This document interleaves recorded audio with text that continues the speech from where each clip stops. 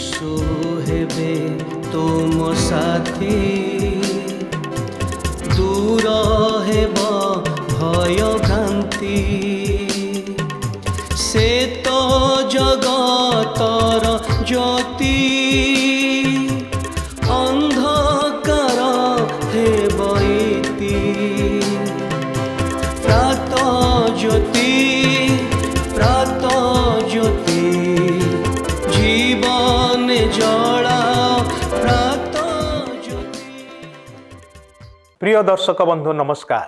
ख्रीष्ट सम्मिलित मंडली भुवनेश्वर आनुकूल्य रे यूट्यूब चैनल रे नियमित प्रसारित होता विशेष कार्यक्रम प्रात ज्योति।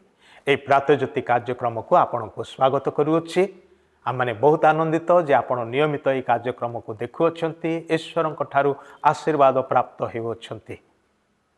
प्रभु आपण को आहरी आहरी आशीर्वाद करंतु। ये कार्यक्रम लिंक टाक आपणकर बंधु मान निकट में शेयर करने भूलु ना, जेपरी से माने मध्य आशीर्वाद प्राप्त हेबे। प्रिय बंधु, वर्तमान समय रे अनेक युवा युवती मनरे यही स्वप्न रही जे केमिति से माने उन्नत स्तर को पहुँचे, केमिति निज जीवन रे विकसित हेबे, लक्ष्य हासिल करेंगे। अवश्य प्रत्येकंकर निज निजर लक्ष्य रही, निज निजर स्वप्न रही, निज निजर गोटे सोपान रही जोठी से माने पहुँचवा चाहती। किंतु प्रश्न होउछि, आपण केबे पचारिछंती कि जे जो ईश्वर आपण को सृष्टि करिछंती, ए यौवन अवस्था मध्य प्रवेश करिछंती, से ईश्वर आपण को एमिति रैंडमली तैयारी करिक छाड़ी दे नाहंती। से ईश्वर आपणक विषय टिके निकी मनोयोग करते केबे पचारिछंती कि जे से ईश्वर आपणकर निमंते कौन संकल्प रखिछंती। आ मन रखंतु, ईश्वरंकर संकल्प, ईश्वरंकर आयोजन, ईश्वरंकर योजना आपणक पाई सर्वोत्तम अटे। आपणकर निजर संकल्प, निजर आयोजन, निजर परिकल्पना जेते चमत्कार देखा जाई पारे, कारण ईश्वर वाक्य कथा लिखा अच्छी, मनुष्य दृष्टि रे कौन सी पथ उत्तम बा सरल देखा जाए, मात्र तहिर शेष रे मृत्युर पथ थाए। आरंभटा चकमक लगुच। वाक्य कथा मध्य लिखा अच्छी, विनाश आड़क सर्वनाश आड़क नहीं जाउथिबा द्वार बड़ चौड़ा एवं पथ मध्य प्रशस्त, अनेक लोक से बाटरे जाती, मात्र शेष कौन सर्वनाश अटे। अपर पक्षरे जीवन को घेनी जाउथिबा द्वार संकीर्ण और पथ दुर्गम अटे। आ प्रभु जीशु कहते, संकीर्ण द्वार रे प्रवेश कर, दुर्गम पथ को मनोनीत कर।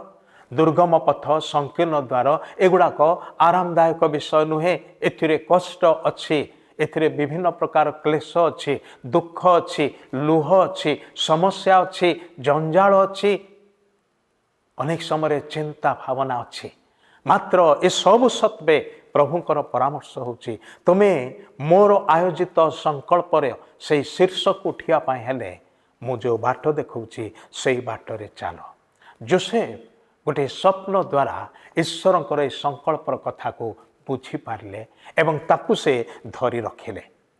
आउ सेतिपाई से गुप्त स्थान मानकर जोठी कि अन्य मानकर दृष्टिगोचर रे से आसुनाहांती, केही ताहांकु साबास देबे नाही, केही तांकर पिठिरे थापड़ी के कहिबे नाही जे बा बढ़िया काम करूछु बोलिकी, केही ताहांकु देखु नाहांती, केही तांक प्रति दृष्टिपात करू नाहांती, पचारि जाऊ नाहांती। ए प्रकार स्थान मान करे मध्य जोसेफ विश्वस्त रहिले ईश्वरंक प्रति।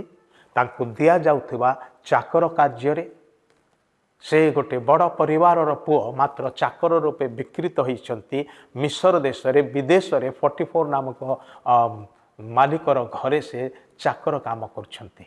मात्र सेठिरे मध्य से विश्वस्त होउछंती, कारण से प्रभु को जानी थे, प्रभु को भय करथिले एवं दिने प्रभु तांको देइथिबा स्वप्नटी से सुंदर भविष्यटी सफल करिवे एहा से विश्वास करथिले। सेथिपाई से सब प्रकार त्याग, सब प्रकार कष्ट सह्य करिकी स्वीकार करिकी से विश्वस्त रहिले।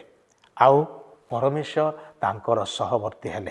गोटे विषय मन रखंतु, आपणकर महत्तर संकल्प जहाँ ईश्वर आपण को देइछंती बा देवाकू जाउछंती, सेही संकल्प को गठन करिया पाई एवं से संकल्पर निमंते आपण को गठन करिया पाई परमेश्वर छोट छोट स्थान रे आपण को प्रशिक्षण दियंती से प्रस्तुत करती। जोसेफ को से मिस्र देश रे प्रस्तुत कले विदेश रे। द्वितीय जड़े मालिकर घरे चाकर काम करुवा बेले जोसेफर जीवन को चरित्र को परमेश्वर गठन करछंती से सुंदर भविष्य उज्जवल भविष्यर मालिक हबार निमंते से छोट छोट स्थान मानकरे अनपेक्षित स्थान मानकरे से आम मान को प्रस्तुत करिथांती। तांकर उद्देश्य होची आमर व्यक्तित्व आमर स्वभाव आम मानकर चरित्र आम मानकर परिपक्वता जेपरिक परिप्रस्तुत प्रस्तुत हो पार तैयारी हो पार। द्वितीय आम मान को पदोन्नति देवा पूर्वर परमेश्वर आम मानकर विश्वस्तता को देखि पुरस्कृत करने को चाहती। विश्वस्तता होची बड़ विषय। प्रभु जी से कथा कहले जो माने अल्प विषय विश्वस्त से मान को बहुत विषय विश्वस्त करा जिवो बा विश्वस्त बोली गणा जीव विवेचना करा जीव। आउ यह जगत रे मध्य घटुछि। आपणकर कर्म क्षेत्र रे आपण विश्वस्त रहिले आपणकर उपरिस्थ कर्मकर्ता माने कोन करंती अधिक दायित्व आपण को दियंती। आपण परिश्रम करि पारंती बोली कि नुहे किंतु विश्वस्त थिबारु आ वर्तमान समय जड़े विश्वस्त व्यक्ति को विश्वासयोग्य व्यक्ति को पाइबा केते विरल अटे आपण निजे जानती। निजको पचारंतु मु अन्य मानकर विश्वासयोग्य व्यक्ति अटे कि परमेश्वर मध्य आपण को ताहांकर दृष्टि रे विश्वासयोग्य और विश्वस्त व्यक्ति भाव में पाइबा को चाहती। केवल देखा चाहती ताहा नुहे से पाइबा को चाहती। जिते से पाई जाती आपण को विश्वस्त व्यक्ति भाव में सेतेबेले परमेश्वर आपण प्रति करिथिबा तांकर मंगलमय संकल्प से भविष्यर गंतव्य स्थल को से निश्चित करती एवं आपण को से आड़ को कढ़े नियंती। आपणकर बड़ गंतव्य स्थल विषय आपणकर से महानियति छोट छोट स्थान रे छोट छोट घटना रे परीक्षित हुए प्रस्तुत हुए प्रशिक्षित हुए। पदोन्नति पूर्वर परमेश्वर आम मान विश्वस्तता को पाइबा को चाहते। तृतीय आम मानकर स्थिति बा पदवी अपेक्षा आम मानकर स्वभाव और चरित्र अत्यंत गुरुत्वपूर्ण।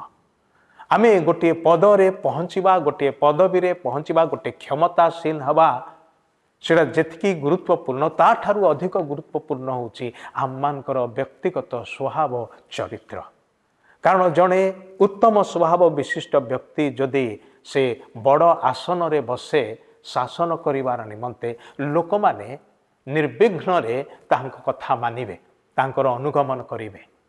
किंतु जड़े व्यक्तिकर चरित्र स्वभाव जदि मंद अच्छी दुष्ट अच्छी लोक माने ताहा जानते ताहले से जेते बड़ अधिपति हेले लोक माने होय तो जबरदस्त तांको नमस्कार करि पारंती किंतु मन मध्यरे ताहांको घृणा करिवे।